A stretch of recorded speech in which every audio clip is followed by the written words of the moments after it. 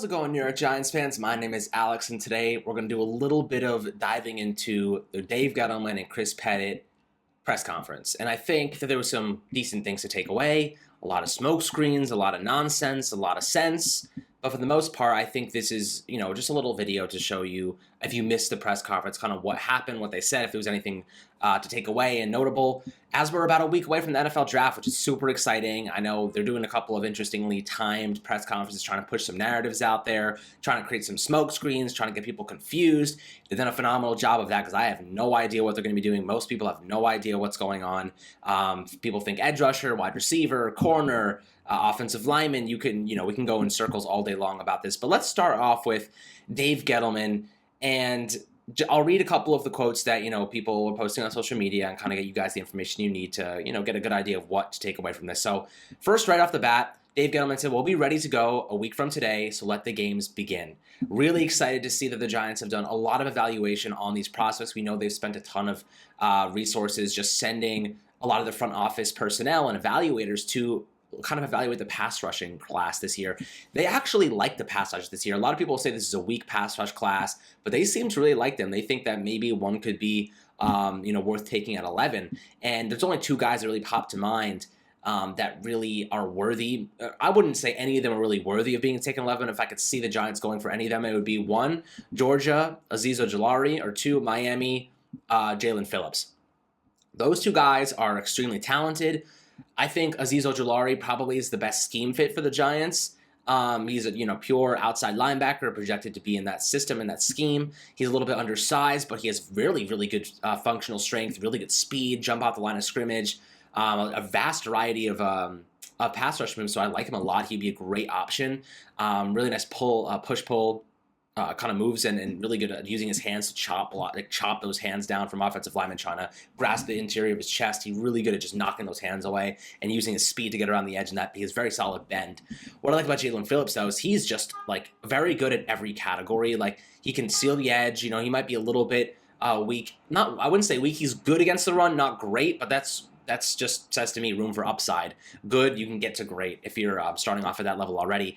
He's a really good pass rusher. He has very good moves. He's so strong, really, really long and lanky, but also has some size to him. He's about 258 pounds and 6'5". He's a big dude, and he's really quick off the line of scrimmage too. I like him a lot. He's pretty good at diagnosing plays. He over pursues a couple snaps I saw, but for the most part, that he has the JPP motor. The guy doesn't stop running, he doesn't stop going. But again, concussions. He's had 3 to 4 in one season, and it forced him to retire from football. So there's a couple concerns there with Jalen Phillips, but for the most part, he's a phenomenal player, and I really, really like him. And if they got him at 11, I'd be a little bit concerned, but I'd also say the upside's undeniable. If he didn't have those concussion issues, he'd be a top 10 pick, I think, and the Giants would be lucky to get him. But let's keep on going. Dave Gettleman said Joe Judge is very involved in the draft process. Gettleman said the biggest thing has been the direction the coaches have given them in terms of the types of players they are looking for, notably linebackers. Really interesting. Of course, we have Blake Martinez.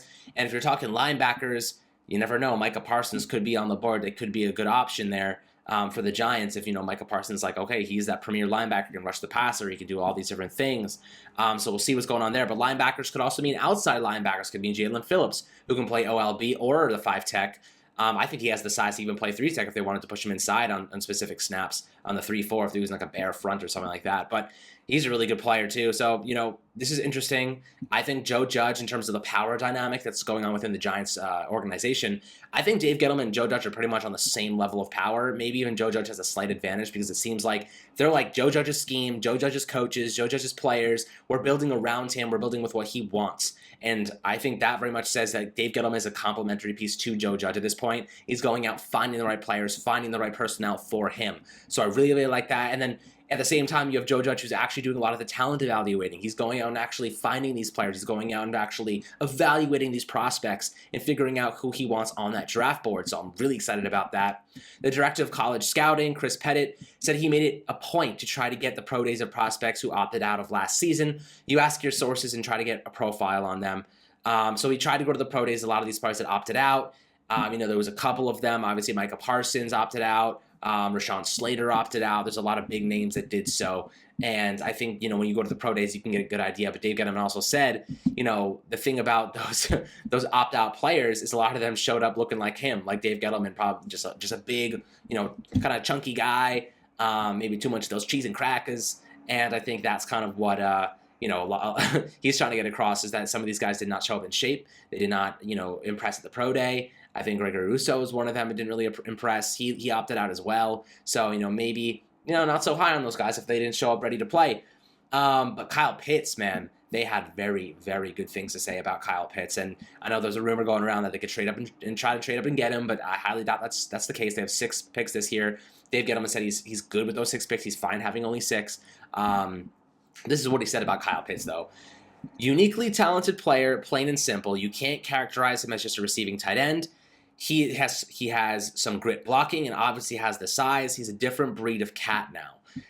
He's basically Darren Waller day one, that with more upside than Darren Waller. Kyle Pitts never dropped a pass last year. The guy has some of the best hands in college. He can play like that Megatron style outside X receiver if you wanted him to. Great route runner, willingness to block. He has some upside there. He has good size. I mean, he's a player that's going to go top 7. If he fell to the Giants at 11, it would be a freaking miracle, and you don't hesitate. You take him. Chris Pettit said that they met with players via Zoom heading into their pro days, but were no in-person meetings on campus due to NFL rules. We did talk to a couple prospects. We know that the Giants had spoken with Robert Sale, their offensive line coach, spoke to Quinn Miners. We interviewed him. He told us that straight up. So they have been, they've obviously talked to Micah Parsons. They've obviously talked to Patrick Surtain. They probably talked to Devonta Smith, all the Alabama guys. Him and Joe Judge and Nick Saban have that close relationship, so I'm sure he spoke to all the Alabama folk. We know Devonta Smith has been in New York, out in Knicks games, wearing Yankee hats, doing the whole 9 yards. So he's getting ready for that New York market. Maybe he will be the pick. We'll find out soon.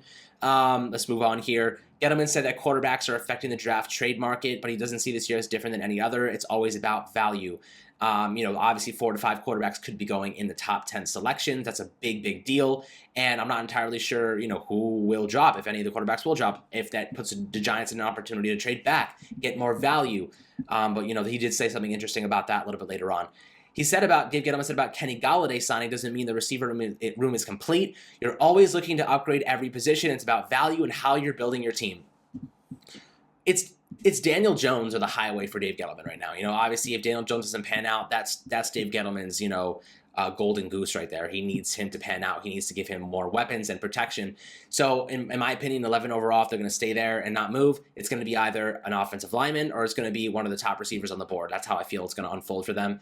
Whether it's Elijah Vera Tucker, Rashawn Slater, Devonta Smith, Jalen Waddle, I think the pick is going to be one of those 4 players. But we'll see. I think they wanted to evaluate these pass rushers in case a quarterback did drop, and then they can trade back, get some more value, and get the top pass rusher on their board. That's kind of how I see things going.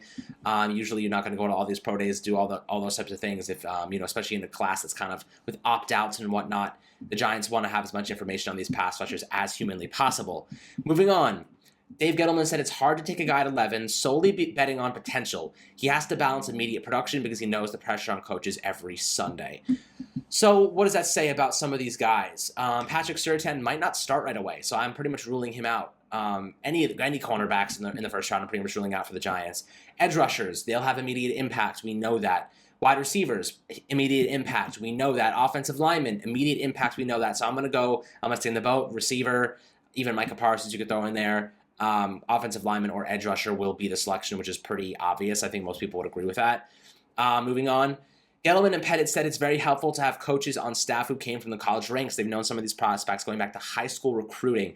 That's a big deal to me because of COVID, because of the lack of information, because of the lack of tape from last year, players opting out and whatnot, having that extra film on them is essential. Having those extra that extra voice in the behind the scenes, those extra people that have information, have those insight into the players, super important. They got a lot of guys from Alabama, they got guys from Penn State, they have guys from all over the college circuit. So I really think that's a benefit for the Giants this year. They're going to have extra insider information on these players, which is going to help their draft selections a lot more, and they're going to be a lot more efficient when doing so. Gettleman said, I'd like to see 10 quarterbacks go in front of us, obviously because he would have the best option at 11 in terms of non-quarterbacks available. Chris Pettit said He likes the edge rush group, which includes a lot of different sizes and styles that could fit their scheme. He did mention that there was one guy in specific that really fit their system. And I think it's probably Azeez Ojulari or Jalen Phillips. One of those guys, I think, is Jalen Phillips personally. I know Azeez Ojulari is an outside linebacker, but he's not really hand in the dirt. He could put his hand in the dirt. He's a little small. I think that Jalen Phillips can play OLB and the 3 and 5 tech, and Patrick Graham loves to get diverse. He loves to use those base nickel base packages and those just the nickel and dime packages that include those big guys up front, or they need a hand in the dirt at the 5 tech, or they need an outside linebacker in the 3-4 base, whatever it might be. I think the Giants are really want to have someone that's diverse and can play multiple positions, fill in for injuries and whatnot. I think Jalen Phillips is their guy if he's there at the right time. I don't know if they'll take him at 11, but maybe in a trade back scenario. Let's see what else. Dave Gettleman liked the move the sticks comment. I forget who move the sticks is. It is Daniel Jeremiah. He said the comment about NASCAR will have right turns before DG trades down. Gettleman said he's tried before, but the deal was never right. He won't get fleeced. Good usage of millennial words there, Gettleman. Fleeced. I never would have thought to hear that from him. But interesting, quote there. He said he's tried to move back before. Dave Gettleman's never moved back in a draft in 8 seasons as a general manager, taking care of drafts. Never moved back, but he's considered it. Still, it doesn't really mean much to me considering he never has done it. Obviously, he wants really good value. Teams obviously were not offering really good value. So that's kind of the reality of that situation. I think that the Giants there's probably more probability of them doing it this year than any other year in the recent past.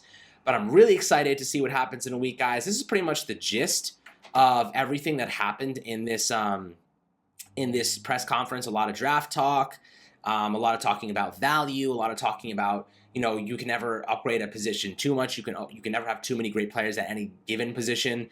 And talk about wide receivers. You could say, oh, you have Sterling Shepard, you got Galladay, you got Devonta Smith, for example, or Jalen Waddle. It doesn't really matter if you have all those guys because Sterling Shepard has it out in his contract next year. They might be trying to cut him, save the money, replace him. Maybe Devonta Smith, Jalen Waddle replaces him. So, there's that too. And, NFL is an offensive-based league. Now you have to have a good defense. The Giants do have that. Give Jalen Jones as many weapons as humanly possible and then address interior line in the second round. Obviously you don't get that pass rusher. This is also a really deep wide receiver class. So if they do go pass rusher in round 1, offensive lineman in round 2, and then receiver in round 3, they still walk away with some very, very good value. They really can't mess us up unless they reach considerably, guys. But I hope you guys enjoyed this little video update on the recent press conference. Some good takeaways and information there for you. Make sure to subscribe below on YouTube. Make sure to tune into our draft podcast, or really our live stream next week during the draft. We're going to do the first round and then the next day too, the whole thing. That'll be really, really exciting. I'm excited about that. And make sure to turn on notifications in Apple and Spotify if you listen to the audio version. Thank you so much, and we'll catch you guys on the next video.